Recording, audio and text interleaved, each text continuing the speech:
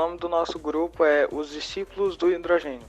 O nome dos membros são eu, Ricardo, Hugo, Iago e Lucas. Nosso tema é o silício. Então, eu vou falar um pouco sobre a história e de algumas características gerais do silício.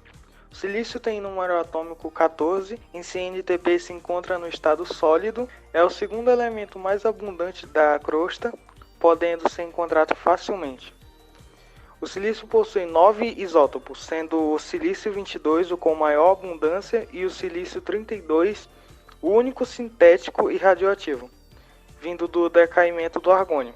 O silício também possui 3 haletos. Esses 3 compostos são muito instáveis, mas o nível de dureza na escala Mohs pode chegar de 9 a 10. O silício foi descoberto inicialmente por Antoine Lavoisier em 1787. Apesar disso, só foi completamente purificado no final de 1823 pelo sueco Johannes Jacobs Berzelius. E o silício começou a ser usado em células fotovoltaicas de baixo custo desde mais ou menos 1883 e em muitos outros campos.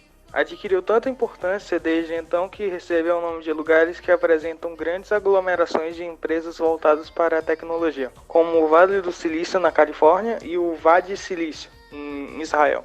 Oi, meu nome é Hugo e eu vou dar continuação à apresentação falando sobre as aplicações do silício. Devido às suas propriedades semicondutoras, o silício está presente em diversos materiais do dia a dia, como placas solares, televisões, carros, telefones, semáforos e quase todo aparelho que tem na sua cozinha. Quando ele está combinado com oxigênio e outros elementos, ele forma silicatos, também conhecidos como amianto, que é muito utilizado na produção de telhas, tanques, caixas d'água e em diversos produtos da construção civil.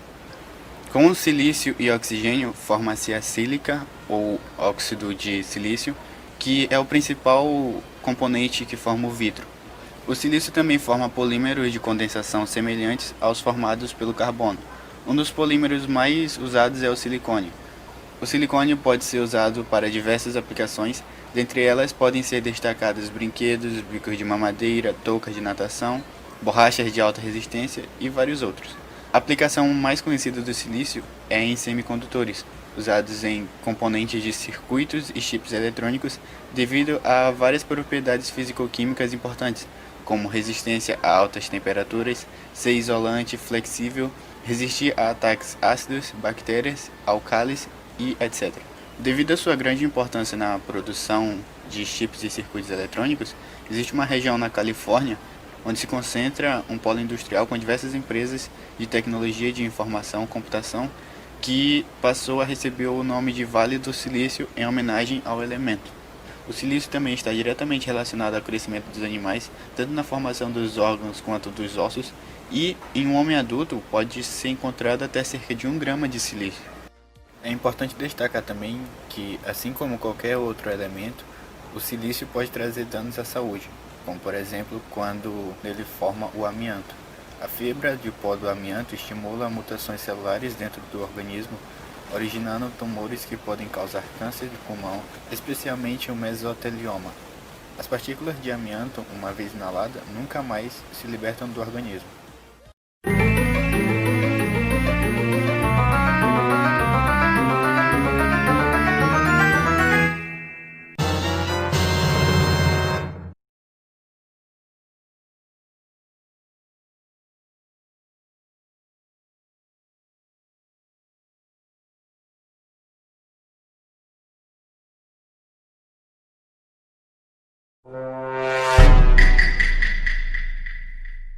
Infelizmente, o silício não é encontrado na pura natureza. Ele sempre se encontra combinado com algum outro elemento, mas ele está presente em praticamente toda areia, rocha, barro, solo, podendo também ser encontrado em águas naturais, na atmosfera em forma de poeira, em muitas plantas e nos animais, mais especificamente nos seus esqueletos, tecidos e fluidos orgânicos, mas não em todos os animais, só em alguns.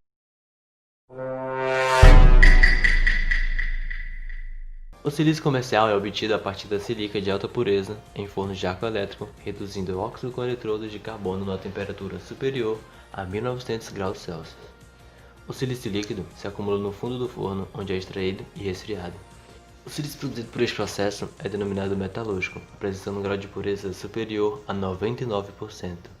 Para a construção de dispositivos semicondutores, é necessário um silício de maior pureza, silício ultrapuro. Os métodos químicos usados atualmente atuam sobre um composto de silício, que seja mais fácil de purificar, decompondo-se após a purificação para obter o silício.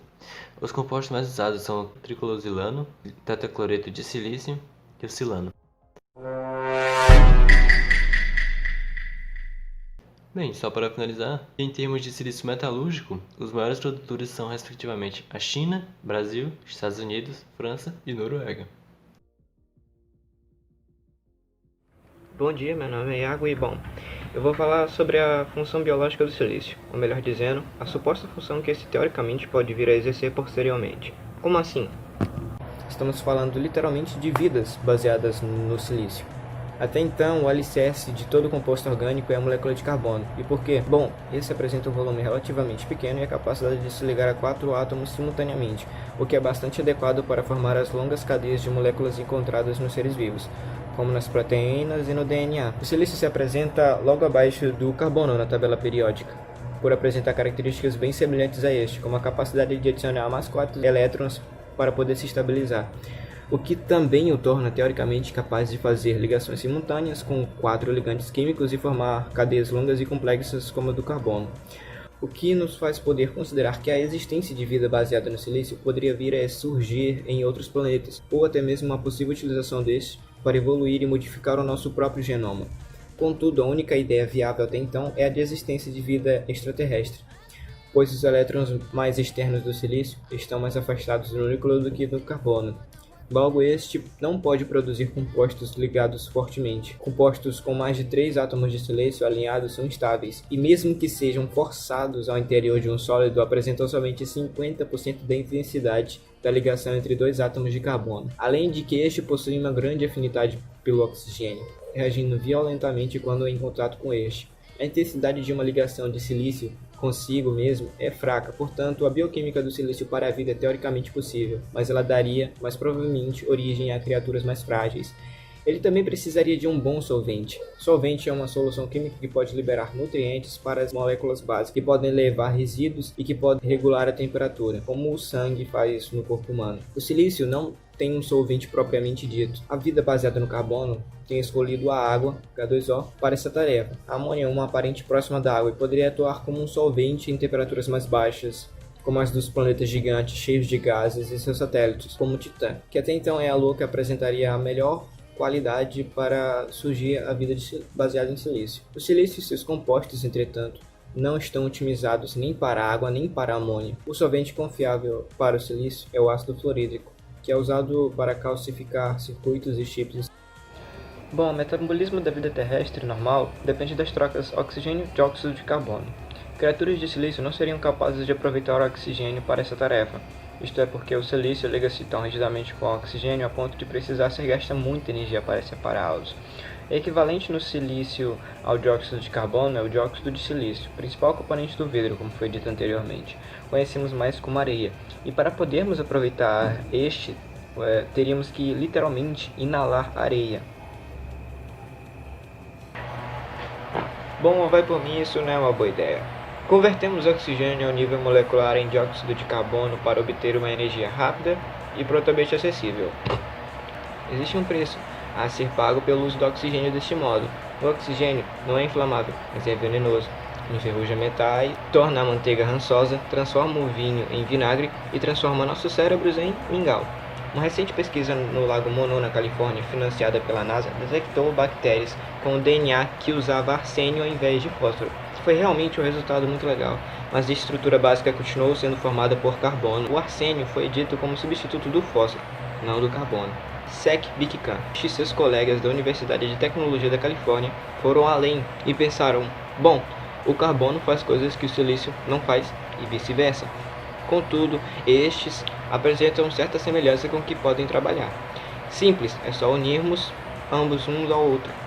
E eles conseguiram, trouxeram agora tudo isso para a realidade, demonstrando que a natureza pode ser convencida com um pequeno auxílio da biologia sintética. Ao incorporar o silício em uma das suas moléculas baseadas em carbono, que são os blocos fundamentais da construção de vida, formamos ligações carbono-silício. Sobretudo, a área de medicamentos pode ter um grande impulso com a possibilidade de sintetizar compostos ativos à base de silício e possam ser usados pelas rotas metabólicas dos seres humanos.